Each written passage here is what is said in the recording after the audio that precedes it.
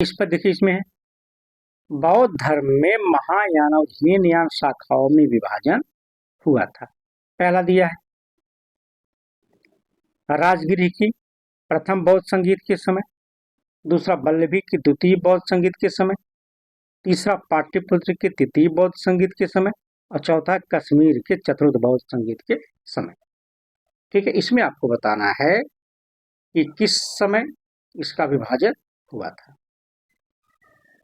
ठीक है, तो इसमें आपका जो उत्तर होगा वह है कश्मीर के जो हुआ था इसी में इसका विभाजन हुआ था। चतुर्थ बौद्ध संगीत में इसका विभाजन हुआ था। ठीक है, चलते हैं अगले प्रश्न, प्रश्न संख्या 23 पर। इसमें दिया है कि कनिष्क बौद्ध धर्म के किस संप्रदाय का अनुयायी था। इसमें दिया हीनयान का, दूसरा महायान का, तीसरा वज्रयान का, चौथा दिया उपयुक्त में से कोई नहीं। इसमें आपको बताना है कि किस संप्रदाय का अनुयायी था। इसमें जो उत्तर होगा वह है महायान शाखा का।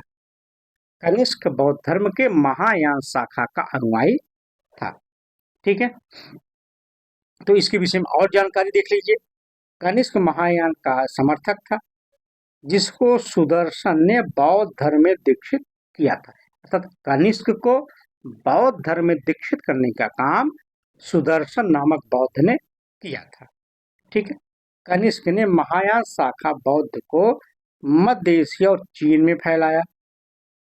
ठीक है, तो इस तरीके से चलते हैं अगले प्रश्न पर। प्रश्न संख्या देखिए यहाँ पे 24 है।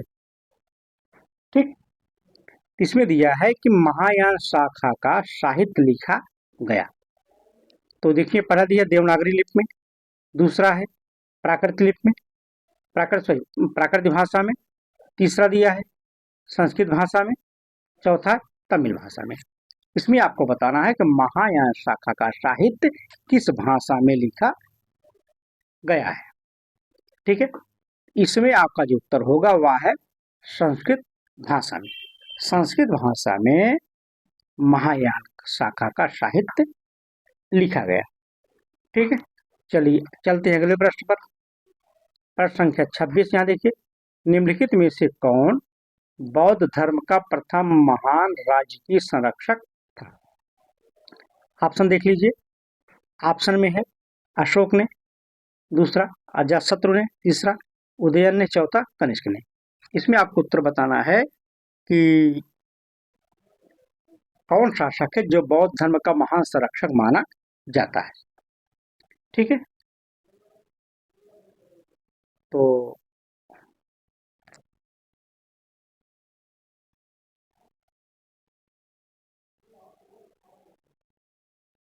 इसमें जो आपका उत्तर होगा वह है अशोक। वैसे भी आपको पता है अशोक बौद्ध धर्म का बहुत बड़ा प्रचारक था, बौद्ध धर्म का अनुयायी था। ठीक है, तो जो तृतीय बौद्ध संगीति हुई थी अशोक ने इसमें 9 विभिन्न स्थानों पर अस्थिरवादी धर्म प्रचारकों को भेजा था। ठीक है, तारानाथ कहते हैं कि अशोक के ही समय में कोकीदेश अर्थात जिसे बर्मा कहा गया बौद्ध धर्म का प्रचार यहाँ पे हुआ था। ठीक है, यहाँ पे अब चलते हैं प्रश्न संख्या 27 पर। यहाँ पे देखिए, निम्नलिखित में से किस अभिलेख में गौतम बुद्ध के शरीर अवशेष पर स्तूप निर्माण का प्रमाण मिलता है। तो ऑप्शन दिया है, पहला महास्थान अभिलेख में, दूसरा पिपरावा अभिलेख में, तीसरा लुम्बिनी अभिलेख में, चौथा सारनाथ अभिलेख में। इसमें आपको बताना है कि गौतम बुद्ध के शरीर अवशेषों पर स्तूप निर्माण का प्रमाण किस अभिलेख में मिलता है। ठीक है, तो इसमें आपका जो उत्तर होगा अभी हमने बताया था पिपरावा अभिलेख में। पिपरावा अभिलेख में गौतम बुद्ध के शरीर अवशेष पर स्तूप बनाने का प्रमाण मिलता है। ठीक है, चलते हैं अगले प्रश्न पर। प्रश्न संख्या 28 पर। इसमें दिया है कि बुद्ध का महापरिनिर्वाण मगध के किस शासक के काल में घटी थी। ठीक है। अब इसमें दिया है बिंबिसार, दूसरा अजातशत्रु, तीसरा दिया है उदयभद्र, चौथा दिया अनिरुद्ध। इसमें आपको बताना है कि गौतम बुद्ध का महापरिनिर्वाण मगध के किस शासक के काल में हुआ था। ठीक है, तो इसमें जो आपका उत्तर होगा वह है अजात शत्रु। ठीक है, अब देखिए अजात शत्रु के शासनकाल के 8वें वर्ष में बुद्ध का महापरिनिर्वाण हुआ था। ठीक है, चलिए आगे अगले प्रश्न चलते हैं, प्रश्न संख्या 29 पर। इसमें कहा गया है कि निम्नलिखित में से किसे बौद्ध परंपरा में भावी बुद्ध कहा गया है। इसमें देखिए जो ऑप्शन दिया है, मैत्रेय को, अवलोकितेश्वर को, तीसरा वज्रपाणि को, चौथा मंजुश्री को। इसमें आपको बताना है कि बौद्ध परंपरा के अनुसार भावी बुद्ध के रूप में किसे माना जाता है। ठीक है, इसमें देखिए जो उत्तर है मैत्रेय को भावी बुद्ध के रूप में माना जाता है। ठीक है, चलिए आगे चलते हैं। भगवान बुद्ध के द्वारा बताए गए मध्यम मार्ग का क्या अभिप्राय है। ठीक है, ऑप्शन ऑप्शन दिया है सुख और दुख के बीच का मार्ग, आत्मा और परमात्मा के बीच का मार्ग, स्वर्ग प्राप्ति का मार्ग, और दिया है न अधिक काम भोग और ना ही अधिक काया क्लेश। इसमें क्या दिया है, देखिए इसमें आपका जो उत्तर होगा वह है चौथा ऑप्शन, ना अधिक काम भोग और ना ही अधिक काया क्लेश। यही आपका उत्तर है, यही महात्मा बुद्ध के द्वारा बताया कि मध्यम मार्ग का अभिप्राय है। ठीक है, चलिए अब चलते हैं अगले प्रश्न पर। प्रश्न संख्या 31 में दिया है कि निम्नलिखित में से कौन बौद्ध धर्म हिमायत करता है। तो पहला इसमें देखिए जो दिया है वो है भूखे रहना, दूसरा है दुख भोग, तीसरा है मध्यम मार्ग, चौथा है सही मार्ग। अभी हमने बताया ये मध्यम मार्ग ही है। उसके बाद आगे चलते प्रश्न संख्या 32 पर। इसमें दिया है कि बौद्ध धर्म के अंतर्गत माध्यमिक दर्शन के प्रतिपादक थे। ऑप्शन दिया है नागार्जुन, दूसरा अश्वघोष, तीसरे उपगुप्त और चौथे धर्म। इसमें आपको बताना है कि बौद्ध धर्म के अंतर्गत माध्यमिक मार्ग का प्रतिपादन किसने किया था। तो इसमें आपका जो उत्तर होगा वह है अश्वघोष। अश्वघोष जो थे मध्यम मार्ग के दर्शन के प्रतिपादक माने जाते हैं। ठीक है, कुछ और जानकारी देखिए इसमें। नागार्जुन ने माध्यमिक या शून्यवाद का सिद्धांत प्रतिपादित किया। अर्जुन के इसमें आपका जो उत्तर होगा, एक मिनट, इसमें आपका जो उत्तर है वह है नागार्जुन। ठीक, बौद्ध धर्म के अंतर्गत माध्यमिक मार्ग या शून्यवाद जिसे कहा गया उसके प्रतिपादक वह है नागार्जुन। ठीक है, तो नागार्जुन जो है इन्होंने मध्यमक शास्त्र की रचना की। उसके बाद प्रतीत समुत्पाद की बात इन्होंने की। उसके बाद प्रतीत समुत्पाद में ही बौद्ध दर्शन का क्षणभंगवाद उत्पन्न होता है। इन सब की चर्चा नागार्जुन ने माध्यमिक मार्ग के माध्यम से किया था। ठीक है, चलिए अगले प्रश्न चलते हैं। प्रश्न संख्या 33। इसमें दिया है कि रस चिकित्सा का आविष्कार किसने किया। तो पहला है बराहमिहिर, दूसरा ऑप्शन दिया है नागार्जुन, तीसरे ऑप्शन में आर्यभट्ट और चौथे में आजीवक संप्रदाय। इसमें आपको देना है कि रस चिकित्सा का आविष्कार किसने किया था। इसमें देखिए जो आपका उत्तर है वह है नागार्जुन। ठीक है, अब देखिए नागार्जुन रसायन शास्त्र में सिद्धार्थ थे। ह्वेनसांग के अनुसार नागार्जुन दक्षिण कौशल में रहते थे। उन्होंने ही रस चिकित्सा एवं पारे का आविष्कार किया था। इन्हें भारत का आइंस्टीन कहा जाता है। प्राचीन भारत का मार्टिन लूथर भी इन्हें कहा जाता है। ठीक है, अब देखिए नागार्जुन जो थे वो सातवाहन राजा यज्ञ श्री सातकर्णी के समकालीन भी थे और उनके मित्र भी थे। ठीक, तो चलते हैं अगले प्रश्न पर। प्रश्न संख्या देखिए यहाँ पे दिया है कि 34, निम्न में से सत्य कथन को चुनिए। ठीक है, यहाँ पे सत्य कथन की बात की गई है, आपको चुनना है। ठीक, तो यहाँ पे पहला ऑप्शन दिया है कि बुद्ध और महावीर दोनों ही परमात्मा के अस्तित्व में विश्वास करते थे। दूसरा ऑप्शन दिया है बुद्ध और महावीर दोनों ही आत्मा के अस्तित्व को स्वीकार करते हैं। तो सी ऑप्शन दिया है बुद्ध और महावीर दोनों ही पूजा अर्चना के पक्ष में थे। चौथा ऑप्शन दिया है बुद्ध और महावीर दोनों कर्मवाद में विश्वास करते थे।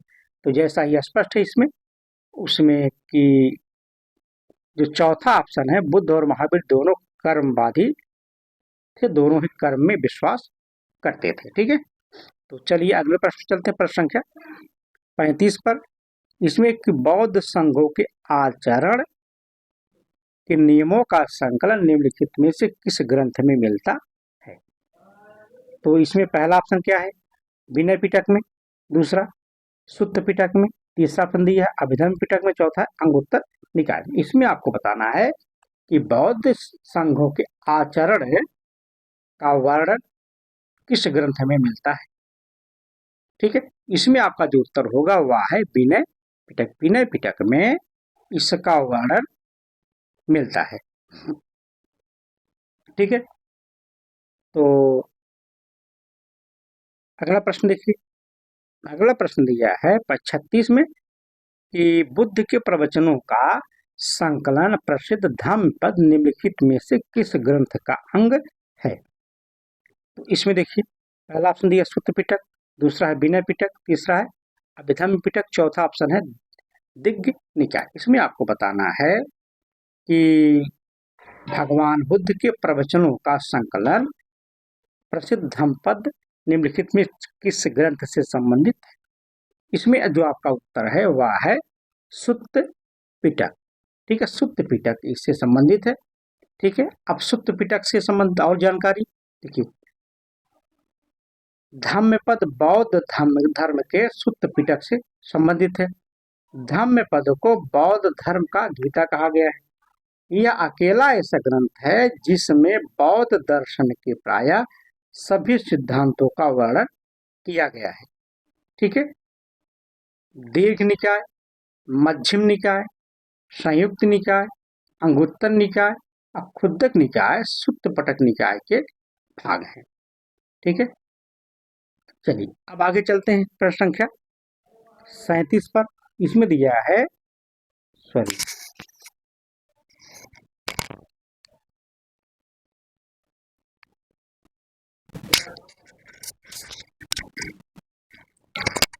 चलिए इसमें देखिए दिया है कि भगवापि कौशल को अहमयपि कौशल को किस बौद्ध ग्रंथ का उदाहरण है।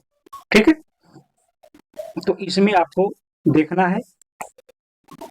ठीक, इसमें जो पहला ऑप्शन दिया है देखिए दिग्ग निकाय, दूसरा मध्यम निकाय, तीसरा है खुद्दक निकाय, चौथा अंगुत्तर निकाय। इसमें आपको बताना है जो यह वाक्यांश दिया है भगवापि कौशल को अहमपि कौशल को किसका उदाहरण है।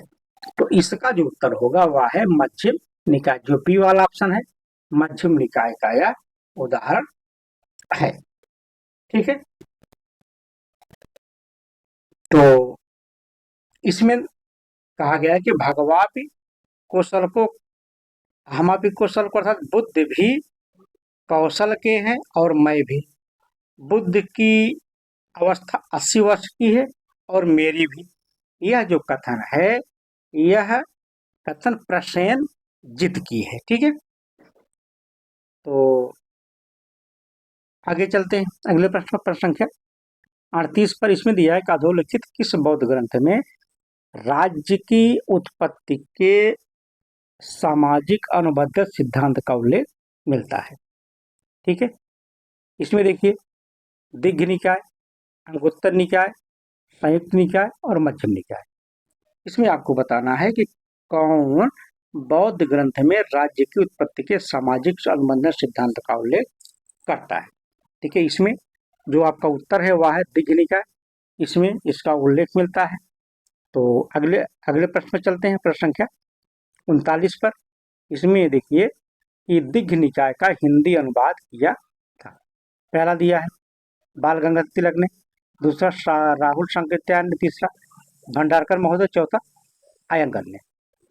इसमें देखिए इसमें आपको उत्तर बताना है। इसमें आपका जो उत्तर होगा वह है राहुल सांकृत्यायन ने दिग्घ निकाय का हिंदी में अनुवाद किया था। ठीक है, चलिए अगले प्रश्न पर चलते हैं, प्रश्न संख्या 40 पर। इसमें दिया है कि कौन सा ग्रंथ है जिसमें बुद्ध की कुशीनगर की अंतिम यात्रा का वर्णन है। ठीक, तो इसमें देखिए पहला दिया है महापरिनिर्वाण सूत्र में, दूसरा दिया है जातक कथाएं में, तीसरा ललित विस्तार में, चौथा है बुद्ध चरित्र। इसमें आपको बताना है कि कौन सा ग्रंथ है जिसमें बुद्ध की कुशीनगर की यात्रा का उल्लेख मिलता है। ठीक है, देखिए इसमें जो आपका उत्तर होगा वह है महापरिनिर्वाण सूत्र में। ठीक है, तो चलते हैं अगले प्रश्न पर, प्रश्न संख्या 41 पर। इसमें देखिए लिखा है कि सर एडविन अर्नाल्ड की पुस्तक द लाइट ऑफ एशिया निम्न पर आधारित है। ठीक, इसमें देखिए ललित विस्तार पर दिया है, दिव्यावधान दिया है, सुत्त पिटक दिया है और अभिधम पिटक दिया है। ठीक है, इसमें आपको बताना है कि यह किस पर आधारित थी।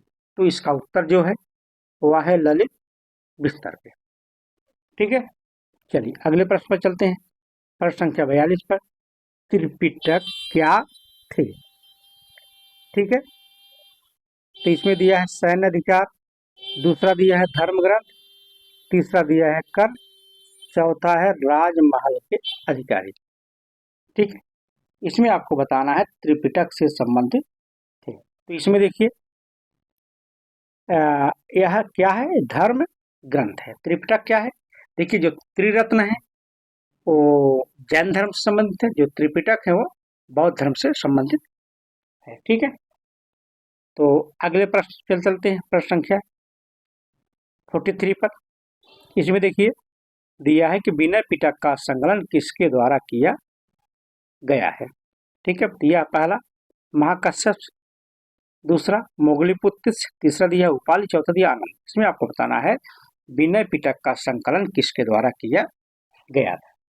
ठीक है, देखिए इसमें आपका जो उत्तर होगा वह है उपाली। उपाली ने विनय पिटक का संकलन किया था। ठीक, चलते हैं अगले प्रश्न पर, प्रश्न संख्या 44 पर कि प्रथम बौद्ध संगीत में सुत्त के संकलन का श्रेय किसे दिया जाता है। इससे पहला ऑप्शन क्या है सारिपुत्र, दूसरा उपाल, तीसरा मुदगलायन, चौथा ऑप्शन है आनंद। इसमें आपको बताना है प्रथम बौद्ध संगीत में सुत्त के संकलन का श्रेय किसे दिया जाता है। इसमें आपका जो उत्तर सही होगा वह है आनंद। आनंद जो थे सुत्त के संकलनकर्ता माने जाते हैं। ठीक है, तो अगले प्रश्न पर चलते हैं। तो प्रश्न संख्या 45 पर। इसमें देखिए इसमें है कि बौद्ध दर्शन का दार्शनिक विवेचन किस ग्रंथ में मिलता है। पहला दिया है सुत्त पिटक में, दूसरा विनय पिटक में, तीसरा अभिधर्म पिटक में, चौथा जातक कथा में। इसमें आपको बताना है बौद्ध दर्शन का संबंध का विवेचन कहाँ पे मिलता है। ठीक है, तो यहाँ पे देखिए आपका जो उत्तर होगा वह है अभिधम्म पिटक। अभिधम्म पिटक में बौद्ध दर्शन का दार्शनिक विवेचन प्राप्त होता है। ठीक है, तो अब अगर हम बौद्ध इसकी विनय आवेदन पिटक की बात करें तो इसके जो संकलन करता है वो थे मोगली पुत्र तिस्य। ठीक है, इन्होंने पाटलिपुत्र में तृतीय बौद्ध संगीति जो अशोक के समय में हुआ था वहां पे इन्होंने आवेदन में पिटक की संस्कृत भाषा में इसकी रचना किए थे। ठीक है, अब चलते हैं अगले प्रश्न पर। प्रश्न संख्या 46 पर, बौद्ध धर्म में त्रिरत्न क्या था? ठीक है, आपको बताना है कि बौद्ध धर्म में क्या था। तो इसमें देखिए इसका उत्तर बता देते हैं, बुद्ध धम्म और संघ, यही इसके उत्तर थे। ठीक है, अब चलते हैं अगले प्रश्न पर। काफी समय हो गया, थोड़ा जल्दी करते हैं। बौद्धों का वह धर्म ग्रंथ जिसमें बौद्ध गौतम बुद्ध के पूर्ववर्ती जन्मों की कथाएं संकलित हैं कहलाता है। ऑप्शन देखिए क्या दिया है। दिया है जीवक, दूसरा जातक, तीसरा विनय पिटक, उपयुक्त में से कोई नहीं। इसमें आपको बताना है कि बौद्ध धर्म की जो गौतम बुद्ध की जन्म की पूर्व कथाएं किसमें संकलित हैं। तो इसमें दिया है, उत्तर इसका है जातक कथाएं। जातक कथाओं में इसका उल्लेख किया गया है। ठीक है, चलिए आगे चलते हैं अगले प्रश्न पर। प्रश्न संख्या 48, इसमें दिया है कि जातक कथाएं अंग हैं। पहला दिया है मध्यम निकाय की, दूसरा दिया है दीर्घ निकाय, तीसरा है संयुक्त निकाय के, चौथा है खुद्दक निकाय की। ठीक है, तो यहाँ पे देखिए इसमें आपका जो उत्तर होगा जातक कथाएं खुद्दक निकाय की अंग हैं। ठीक है, अब चलते हैं अगले प्रश्न पर। प्रश्न संख्या 49 पर कि बौद्ध धर्म ग्रंथों के महान टीकाकार था। पहला दिया है अष्टघोष, दूसरा बुद्ध घोष, तीसरा वटसुमित्र, चौथा नागार्जुन। इसमें आपको बताना है कि बौद्ध धर्म के ग्रंथों का महान टीकाकार कौन थे। तो इसमें जो आपका उत्तर होगा वह है बुद्ध घोष। ठीक है, चलिए अगले प्रश्न पर चलते हैं। प्रश्न संख्या 50 पर, इसमें देखिए निम्नांकित में से कौन सा स्थान बौद्ध धर्म से संबंधित नहीं है। पहला ऑप्शन देखिए नालंदा, दूसरा सोमनाथ, तीसरा सारनाथ, चौथा बोधगया। तो इसमें आपको बताना है कि इसमें आपका जो उत्तर है कि जो सोमनाथ है यह बौद्ध धर्म से संबंधित नहीं है। ठीक है, चलिए अगले प्रश्न पर चलते हैं। प्रश्न संख्या 51 पर, इसमें महासंघिक स्कूल का उदय कहाँ हुआ था। इसमें ऑप्शन है वैशाली, दूसरा है बोधगया, तीसरा है सारनाथ, चौथा है राजगीर। इसमें आपको बताना है कि महासंघिक स्कूल का उदय कहाँ हुआ था। तो यहाँ पे ध्यान दीजिए, आपका उत्तर है वैशाली। वैशाली में यहाँ पे महासंघिक स्कूल का वर्णन उदय हुआ था। ठीक है, चलिए अब चलते हैं अगले बिंदु पर। अगला प्रश्न 52, इसमें है कि शाक्य मुनि बुद्ध की आकृति उत्कीर्ण है। तो समुद्रगुप्त के सिक्कों पर, हर्ष के सिक्कों पर, कनिष्क प्रथम के सिक्कों पर, स्कंद गुप्त के सिक्कों पर। इसमें आपको बताना है कि शाक्य मुनि जो थे उनकी आकृति किन के सिक्कों पर अंकित है। तो इसमें आपका जो उत्तर होगा वह है कनिष्क के सिक्कों पर शाक्य मुनि बुद्ध की आकृति अंकित है। ठीक है, अब थोड़ा और चर्चा कर लेते हैं कि कनिष्क प्रथम के सिक्कों पर ही सबसे पहली बार बुद्ध की आकृति एवं लेख बौद्धों या शकमनो बौद्धों का अंकन मिलता है। ठीक है, सर्वप्रथम कनिष्क ने ही सिक्कों पर बुद्ध के मानवीय रूप का अंकन किया।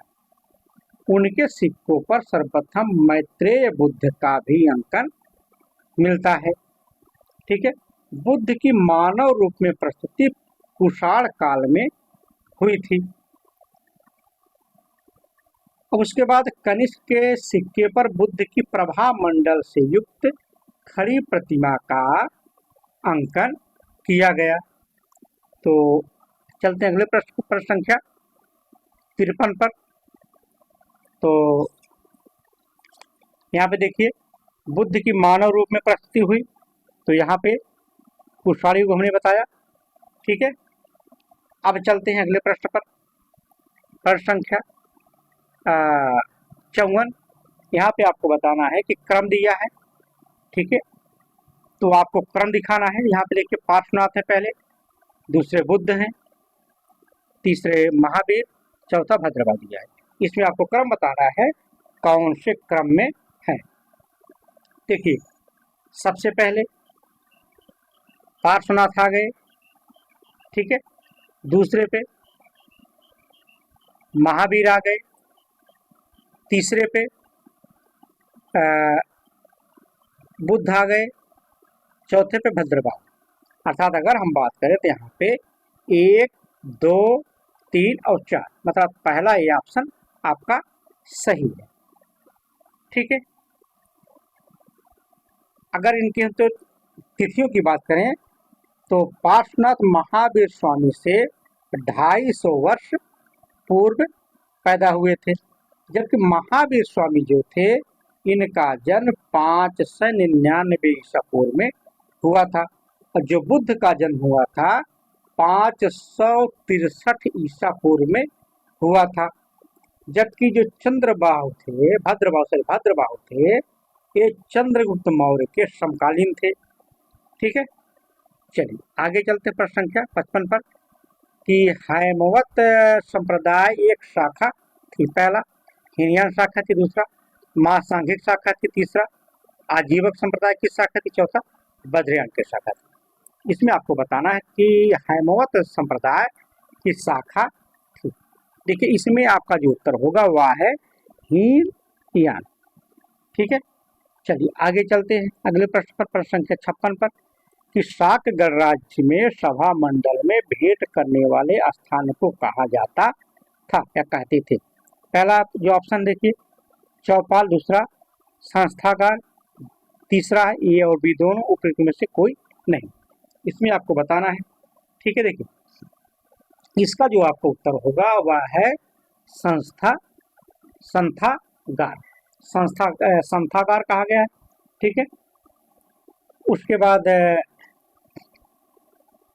अगले प्रश्न चलते हैं, प्रश्न संख्या 57 पर कि बौद्ध मान्यता के अनुसार निम्नलिखित में से किस देवता ने 3 बार बुद्ध से प्रार्थना की कि अपने ज्ञान के प्रकाश को आगे आकर चारों ओर फैलाएं। पहला ऑप्शन है ब्रह्मा ने,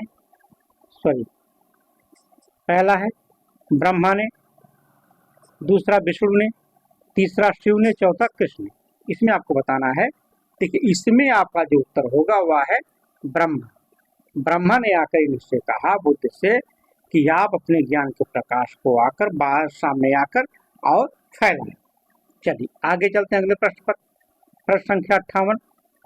यहाँ पे देखिए गौतम बुद्ध द्वारा अपने धर्म में दीक्षित किया जाने वाला अंतिम व्यक्ति निम्नलिखित में कौन था, ठीक है। तो यहाँ पे पहला आनंद, दूसरा सारिपुत्र, तीसरा मोगलायन, चौथा सुभद्र। इसमें आपको बताना है उत्तर, ठीक है। इसमें देखिए जो आपका उत्तर होगा वह है सुभद्र, ठीक है। चलिए अब चलते हैं अगले प्रश्न पर, प्रश्न संख्या 59। इसमें देखिए सही कथन का चुनाव करना है, ठीक है। पहला ऑप्शन दिया है कि आरंभ में बुद्ध स्त्रियों को बौद्ध धर्म में शामिल करने के विरुद्ध थे, ठीक है। दूसरा देखिए स्त्रियों को बौद्ध धर्म में सम्मिलित करने का समर्थन सर्वप्रथम बुद्ध ने किया, ठीक। तीसरा ऑप्शन दिया है बुद्ध ने बौद्ध धर्म को फैलाने के लिए स्त्रियों की सहायता की अपील की।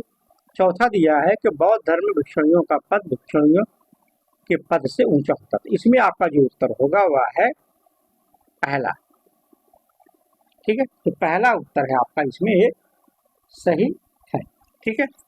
चलिए अगला प्रश्न चलते हैं, प्रश्न संख्या 60 पर।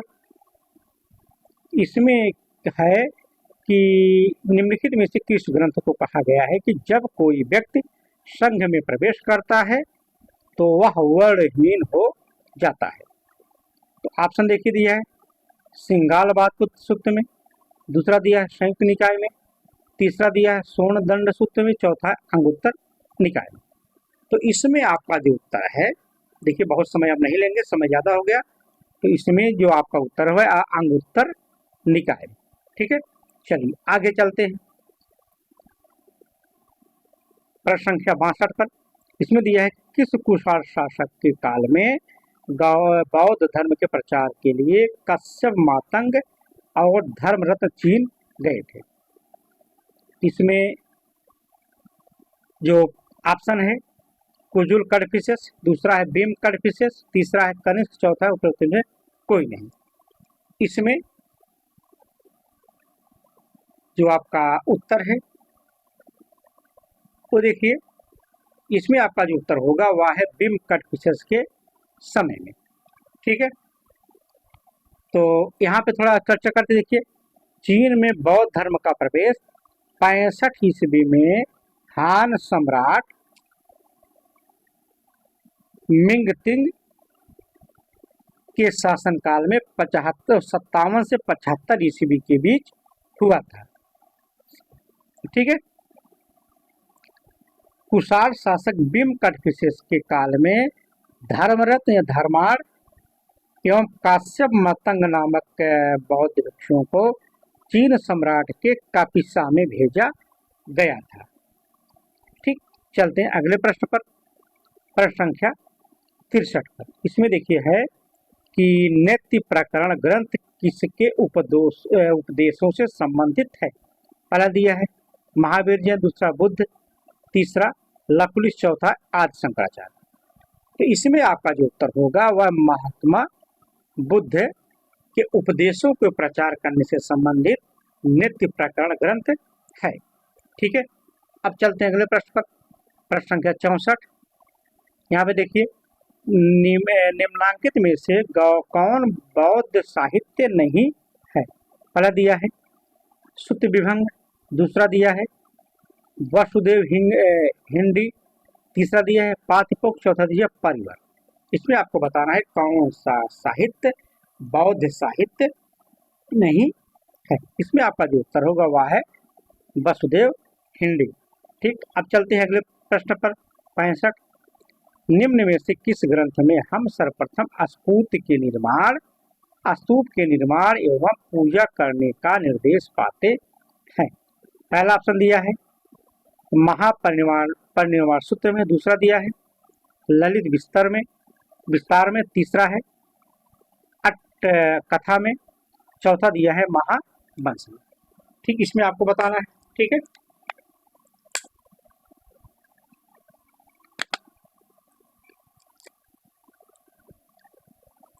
इसमें आपका जो उत्तर होगा वह है महापरिनिर्वाण सूत्र में। ठीक है, चलिए अगले प्रश्न पर चलते हैं, प्रश्न संख्या 66 पर।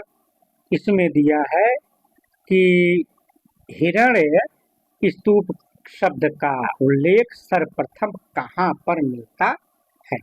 पहला दिया है विनय पिटक, दूसरा दिया है दीर्घ निकाय, तीसरा ऑप्शन दिया है दिव्यावधान, चौथा दिया है ऋग्वेद। तो यही आपका ऋग्वेद उत्तर सही है। ठीक है,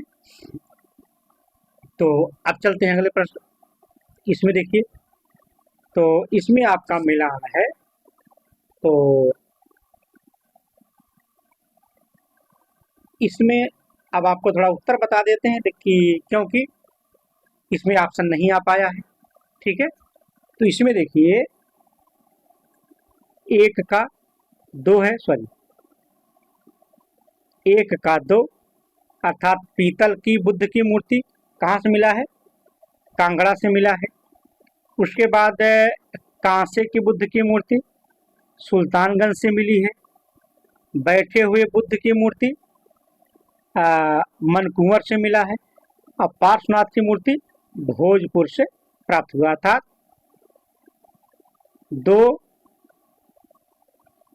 4, 3 और 1, यही आपका उत्तर सही। ठीक है, 2, 4, 3 और 1। ठीक है, चलिए अगले प्रश्न पे चलते हैं। तो इसमें जाने दीजिए, इस बहुत खास नहीं है, अगले प्रश्न पे चल देखिए। अब जो प्रश्न है वो है शैव धर्म से संबंधित। ठीक है, शैव धर्म से संबंधित जो महत्वपूर्ण प्रश्न है उसकी चर्चा करते हैं। ये आपका है शैव धर्म। चलते हैं पहले प्रश्न पर। देखिए लिखा है शैव धर्म के शिव और शाक्ति के सम्मिलित रूप अर्धनारीश्वर की संकल्पना किस युग में हुई? ठीक है, पहला ऑप्शन दिया है गुप्त युग में, दूसरा है राजपूत युग में, तीसरा है चोल युग में, चौथा है सातवाहन युग में। इसमें देखिए जो आपका उत्तर होगा वह है गुप्त युग में। ठीक है, चलिए अगले प्रश्न में चलते हैं, प्रश्न संख्या 2 पर।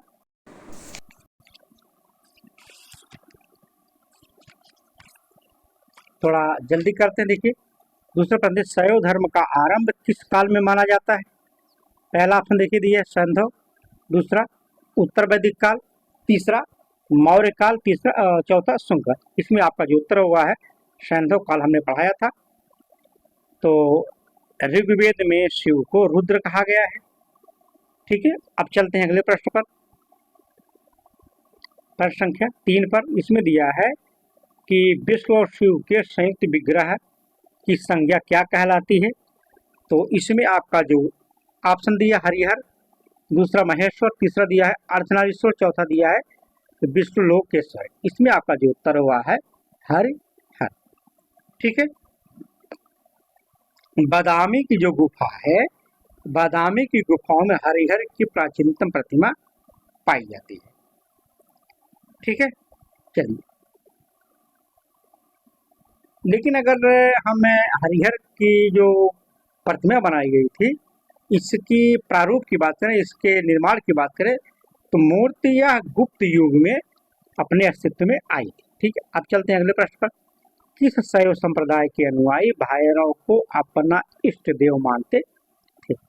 ऑप्शन देखिए पशुपत संप्रदाय, कापालिक संप्रदाय, उसके बाद कश्मीर शैव और शक्त संप्रदाय। इसमें आपको बताना है कि किस संप्रदाय के लोग काल भैरव को अपने मानते थे।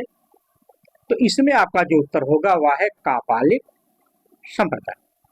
ये आपका उत्तर हो गया। चलते हैं अगले प्रश्न प्रश्न पर। यहाँ पे दे दिया है कि कापालिक किससे संबंधित है? पहला वैष्णव धर्म से, दूसरा शैव धर्म से, तीसरा है जैन धर्म से, चौथा है बौद्ध धर्म से। इसमें आपको बताना है कापालिक किससे संबंधित थे। तो यहाँ पे जो कापालिक थे वह शैव धर्म से संबंधित थे। अब चलते हैं अगले प्रश्न पर। प्रश्न संख्या देखिए, तिरुवासगम का लेखक संत था। यहाँ पे पुस्तक है नायनार पूछा गया है, दूसरा अलवार दिया है, तीसरा आगमिक कहा गया, चौथा स्मार्त कहा गया। इसमें जो आपका उत्तर होगा वह है नैनार। जो संत थे वह तिरुवासगम के लेखक माने जाते हैं। ठीक है, अब चलते हैं अगले प्रश्न पर, प्रश्न संख्या 7 पर। इसमें दिया है कि लकुलिश किस धर्म का प्रमुख देवता था? अब पहला दिया है वैष्णव धर्म का, दूसरा है शैव धर्म का, तीसरा बौद्ध धर्म, चौथा जैन धर्म। इसमें आपको बताना है लकुलिश किस धर्म से संबंधित है। तो आपका जो उत्तर होगा वह है शैव धर्म से। ठीक है, अब चलते हैं अगले प्रश्न पर। तो शिव की प्राचीनतम लिंगोद्भव मूर्ति किस स्थान पर प्राप्त होती है? पहला ऑप्शन दिया है कि कांची से, दूसरा भोजपुर से, तीसरा गुंडीमल से, चौथा खोह से। ठीक है, इसमें आपका जो उत्तर सही है वह है गुड्डी मल्लम से शिव की प्राचीनतम लिंगोद्भूत की मूर्ति प्राप्त होती है। ठीक है, अब चलते हैं अगले प्रश्न पर, प्रश्न संख्या 9 पर। इसमें दिया है कि चतुष्पाद शिव प्रतिमा कहाँ से प्राप्त हुई है? पहला एलोरा से, दूसरा दिया है उदयपुर से, तीसरा नचना कुठार से, चौथा खजुराहो से। ठीक है, इसमें आपका जो उत्तर होगा वह है खजुराहो से। अब चलते हैं अगले प्रश्न पर, प्रश्न संख्या 10 पर। इसमें दिया है कि आदि शंकर का दर्शन क्या है? तो पहला दिया है द्वैत संप्रदाय, दूसरा दिया है अद्वैत, तीसरा दिया है योग, चौथा इनमें से कोई नहीं। इसमें आपका जो आदि शंकर का दर्शन हुआ है अद्वैतवादी। ठीक है, तो अगले प्रश्न पर चलते हैं, प्रश्न संख्या 11 पर। आदि शंकर जो बाद में शंकराचार्य बने उनका जन्म कहाँ हुआ था?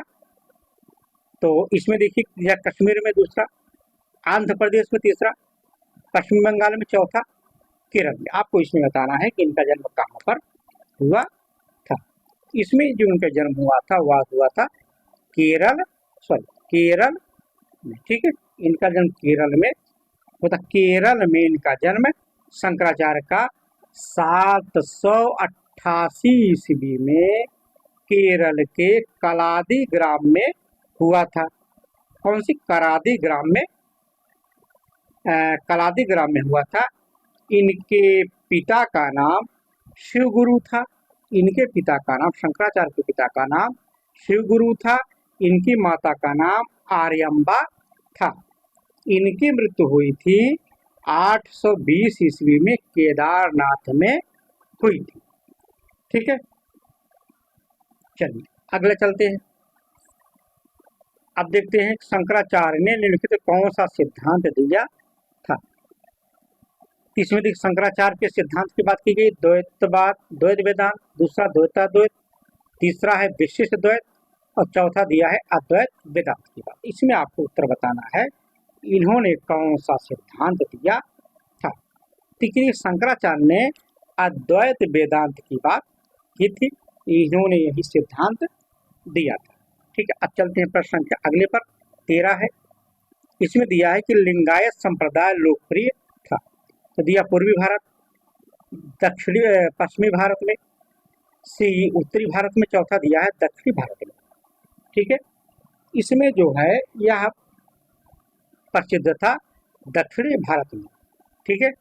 चलते अगले बिंदु पर। इसमें दिया है कि धार्मिक पंथ लिंगायत 12वीं शताब्दी में किसने प्रारंभ किया, ठीक। इसमें ऑप्शन दिया है माधव ने, दूसरा दिया है बासव ने, तीसरा दिया है रामानुज ने, चौथा दिया चैतन्य ने, ठीक है।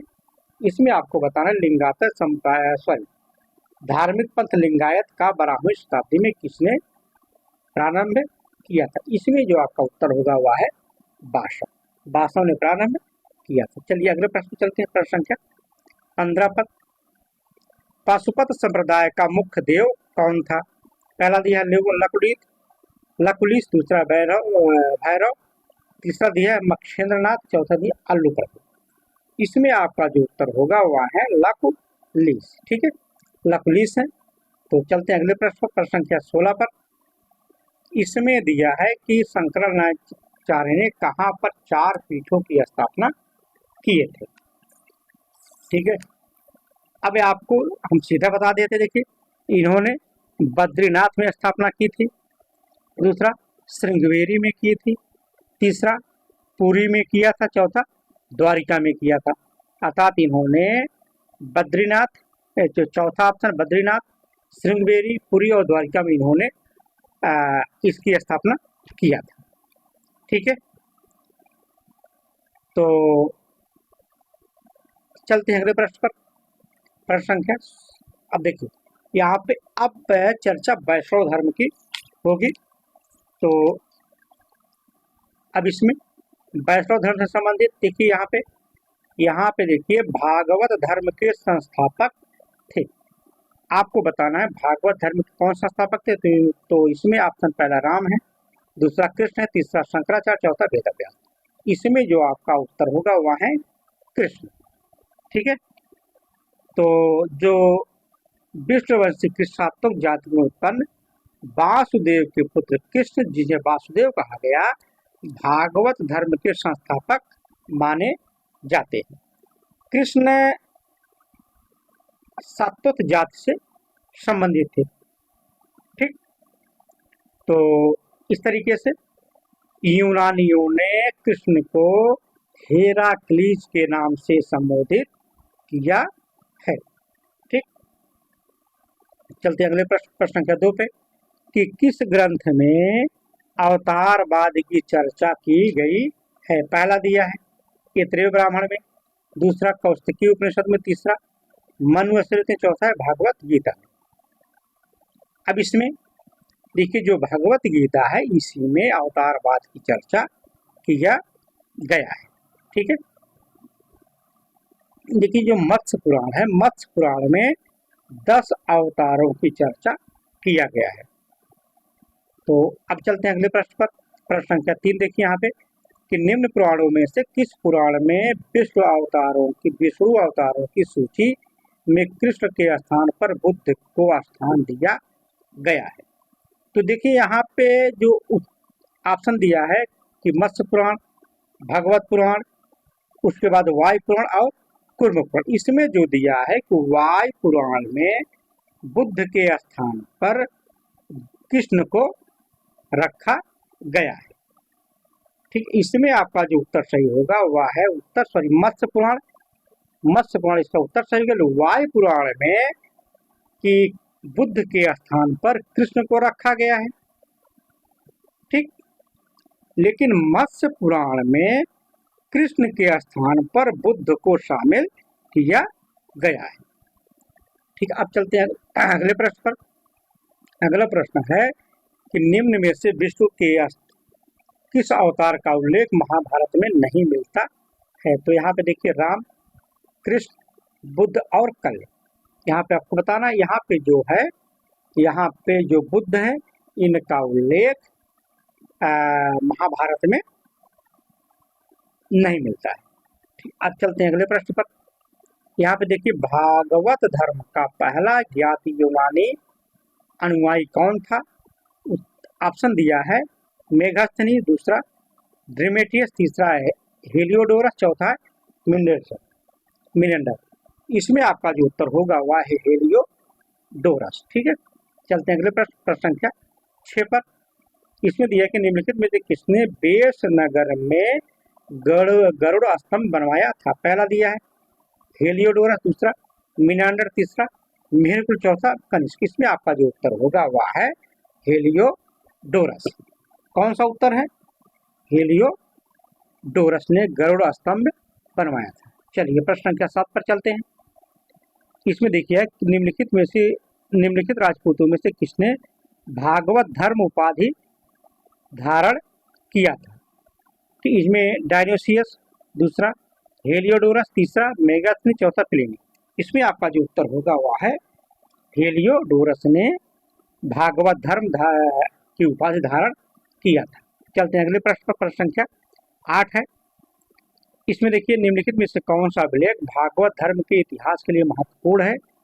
तो ऑप्शन देखिए यहाँ पे मथुरा स्तंभ लेख, देशनगर स्तंभ लेख, तीसरा रुमुनदेही है, चौथा तालगुंड अभिलेख। इसमें आपका जो उत्तर होगा वह है देशनगर स्तंभ लेख में जो हेलियोडोरस से स्थापित किया था वो इससे संबंधित है। ठीक है, अब चलते हैं अगले प्रश्न पर। भागवत धर्म से संबंधित प्राचीनतम अभिलेख की साक्ष्य मिलता है। पहला समुद्रगुप्त के अभिलेख में, दूसरा हेलियोडोरस के बेशनगर स्तंभ में, तीसरा स्कंदगुप्त का भीतरी, चौथा दिया मेहरडोस के। इसमें आपका जो उत्तर होगा वह है हेलियोडोरस के बेशनगर स्तंभ। ठीक है, अब चलते हैं अगले बिंदु पर, अगले प्रश्न पर। प्रश्न संख्या 10 है कि नवधा भक्ति की संकल्पना किस धर्म का महत्व संस्कार है। पहला दिया है जैन धर्म, दूसरा वैष्णव धर्म, तीसरा शैव धर्म, चौथा शाक्त धर्म। इसमें आपको बताना नवधा संकेत किससे संबंधित है। इसमें आपका जो उत्तर होगा वह है वैष्णव धर्म से। ठीक है, अब चलते हैं अगले प्रश्न पर। प्रश्न संख्या 11 इसमें है कि आलवारो ने किसके भक्त गीतों को लोकप्रिय बनाया। पहला शिव, दूसरा विष्णु, तीसरा वासुदेव, चौथा शो। तो इसमें आपका जो उत्तर होगा वह है विष्णु। विष्णु के गीतों को भक्त गीत आलवारो ने लोकप्रिय बनाया था।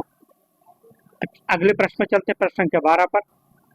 इसमें देखिए जो मिलान वाला है इसमें आपका जो सही है वह उसमें एक जो है ये सही है, एक जो है वह सही है। अर्थात रामानुज विशिष्ट द्वैतवाद की बात करते थे, माधवाचार्य द्वैतवाद की बात करते थे, निम्बकाचार्य द्वैतवाद की बात करते थे और वल्लभाचार्य शुद्ध द्वैत की बात करते थे। ठीक है, चलिए अगले प्रश्न में चलते हैं 12-13 पे।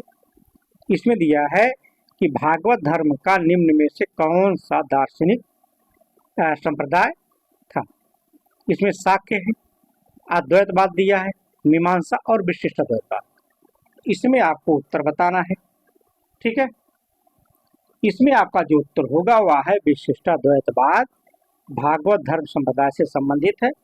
ठीक है, चलिए अगले प्रश्न में चलते हैं, प्रश्न संख्या 14 पर। इसमें देखिए है चतुर्व्यूह संबंधित है। पहला दिया है शैव धर्म से, दूसरा वैष्णव धर्म से, तीसरा जैन धर्म से, चौथा बौद्ध धर्म से। इसमें आपको उत्तर बताना चतुर्याम किससे संबंधित है। इसमें आपका जो उत्तर होगा वह है वैष्णव धर्म से। ठीक है, चलिए अगले प्रश्न में चलते हैं, प्रश्न संख्या 15 पर कि नारायण के साथ विष्णु के तादात्म्य का प्राचीनतम उल्लेख प्राप्त होता है। इसमें पहला ऑप्शन है तैत्तिरीय आर्यावर्त में, दूसरा महाभारत में, तीसरा पतंजलि के महाभाष्य में, चौथा बौधायन धर्मसूत्र। इसमें आपका जो उत्तर होगा वह है तैत्तिरीय आर्यावर्त में नारायण के साथ विष्णु के तादात्म्य का प्राचीनतम उल्लेख मिलता है। ठीक है, अगले प्रश्न में चलते हैं, प्रश्न संख्या 16 पे। इसमें दिया है कि विष्णु के निम्नांकित अवतारों का पर विचार कीजिए और उन्हें कालानुक्रम कीजिए। देखिए इसमें दिया है कालानुक्रम की बात करें तो देखिए पहले पे मत्स्यावतार की बात की गई है, एक है, उसके बाद कूर्मावतार, उसके बाद रामावतार, उसके बाद कृष्णावतार। अर्थात जो सी ऑप्शन है 4, 2, 3 और 1, ये आपका उत्तर सही है। ठीक है, चलिए अगले प्रश्न में चलते हैं, प्रश्न संख्या 17 पर। इस निम्नलिखित में से कौन सी महिला आलवर संत थी। इसमें जो आपका ऑप्शन दिया है, इसमें देखिए पेरुमल दिया है, दूसरा अंडाल दिया है, तीसरा मधुकर कवि है, चौथे तिरुप्पान दिया है। इसमें आपका जो उत्तर होगा वह है अंडाल। अंडाल को महिला संत माना जाता है। अब चलते हैं अगले प्रश्न पर, प्रश्न संख्या 18 पर। इसमें दिया है कि प्राचीनतम विष्णु मूर्ति कहाँ से प्राप्त होती है। इसमें जो ऑप्शन दिया है वह है उत्तर प्रदेश, दूसरा छत्तीसगढ़, तीसरा बिहार, चौथा मध्य प्रदेश। इसमें आपका जो उत्तर होगा वह है छत्तीसगढ़। ठीक है, देखिए यहाँ पे 200 ईसा पूर्व की विष्णु की प्रतिमा छत्तीसगढ़ के मल्हार से प्राप्त हुई है। ठीक है, अब अगर हम उत्तर प्रदेश की बात करें, उत्तर प्रदेश में मथुरा से प्राप्त मूर्ति को विष्णु की प्राचीनतम प्रतिमाओं में भी शामिल किया जाता है। ठीक है, अब चलते हैं अगले प्रश्न संख्या 19 पर। ये देखिए वासुदेव की पूजा का सर्वप्रथम उल्लेख निम्नलिखित में से किसमें मिलता है। यहाँ पे देखिए पहला सप्तक ब्राह्मण, दूसरा कठोपनिषद, तीसरा है पतंजलि के अष्टाध्यायी, तीसरे चौथा है भगवत गीता। इसमें आपका जो उत्तर होगा वह है पतंजलि की पाणिनि की अष्टाध्यायी। पाणिनि के अष्टाध्याय में वासुदेव की पूजा का सर्वप्रथम उल्लेख मिलता है। अब देखिए कुछ और प्रश्न है विविध करके इससे संबंधित, उसको हम देख लेते हैं। तो इसमें देखिए प्रश्न है कि 6वीं शताब्दी ईसा पूर्व में उदित होने वाले धार्मिक आंदोलन में निम्न में से कौन सा आचार नितांत भौतिकतावादी था। इसमें देखिए ऑप्शन जो दिया है अजित केशकाम्बली, दूसरा पूरण कश्यप, तीसरा पगुदकाचार्य, चौथा दिया मक्खन गोसावी। इसमें आपका जो उत्तर होगा वह है अजित केशकाम्बली, ये नितांत भौतिकतावादी थे। ठीक है, तो अब चलते हैं अगले प्रश्न पर, प्रश्न संख्या इसमें 2 है कि निम्नलिखित में से किसने ब्राह्मणों और श्रमणों को सांप और नेवले की तरह शाश्वत दुश्मन कहा है। बहुत महत्वपूर्ण प्रश्न। इसमें देखिए उत्तर जो दिया है इस पाणिनि दिया है, पतंजलि दिया है, तारानाथ, अश्वघोष। इसमें आपको बताना है कि यह वाक्यांश किसका है। इसमें इनका जो उत्तर है यह है पतंजलि। पतंजलि ने कहा कि ब्राह्मणों और श्रमण जो हैं वो सांप के नेवले की तरह शाश्वत दुश्मन हैं। ठीक है, तो अगले प्रश्न चलते हैं कि जैन ग्रंथ कुवलयमाला का लेखक कौन था। पहला उत्तर है उत्तोदन सूरि, दूसरा हरिभद्र सूरि, तीसरा महेश्वरा सूरि, चौथा कुड़चंद। इसमें आपका जो उत्तर होगा वह है उद्योतन सूरि, यह आपका उत्तर हो गया। उसके बाद चौथा प्रश्न चलते हैं। इसमें देखिए श्री चक्र किस प्राचीन धर्म से संबंधित है? इसमें वैष्णव धर्म हो गया, दूसरा शैव धर्म, तीसरा लिंगायत, चौथा शाक्त है। ठीक है, इसमें आपका जो उत्तर होगा वह है शाक्त धर्म। शाक्त धर्म से संबंधित श्री चक्र है। ठीक है, उसके बाद चलते हैं प्रश्न संख्या 5 पर। इसमें दिया है कि लोकायत दर्शन का प्रवर्तक किसे माना जाता है? पहला चार्वाक, दूसरा वासवराज, तीसरा विज्जल, चौथा चन्नवासन। इसमें आपका जो उत्तर होगा वह है चार्वाक। ये जो चार्वाक है लोकायत दर्शन से संबंधित है। अगले प्रश्न चलते, सूर्य मंदिर कहाँ स्थित है? इसमें सीधा उत्तर बताते हैं। इसमें जो कोणार्क है यहाँ पे सूर्य मंदिर स्थित है। अब चलते हैं अगले प्रश्न पर। प्रश्न संख्या 7 पर, अधोलिखित में कौन योग सूत्र के रचयिता है? तो इसमें भी सीधा उत्तर बताते हैं। ये पतंजलि है। ठीक है, ये पतंजलि है, योग से संबंधित है। ठीक है, अब चलते हैं अगले प्रश्न पर। उसके बाद देखिए ये हमारा अंतिम प्रश्न होगा। तो इसमें इनमें से कौन वैदिक सूर्य देवता नहीं थे? इसमें आपको बताना है कौन वैदिक सूर्य देवता नहीं थे। ठीक है, तो इसमें देखिए जो ऑप्शन दिया है सावित्री, दूसरा विष्णु प्रकरण, तीसरा विश्वकर्मा, चौथा सावित्री। इसमें आपको उत्तर बताना है। तो इसमें देखिए आपका जो उत्तर है वह है विश्वकर्मा। ठीक है, तो मित्रों इस तरीके से हमने लगभग कम से कम 170 प्रश्न इसमें पूरी व्याख्या के सहित अच्छे से सॉल्व किया है। तो फिर मिलेंगे अगले टॉपिक पर। इसके लिए तो धन्यवाद।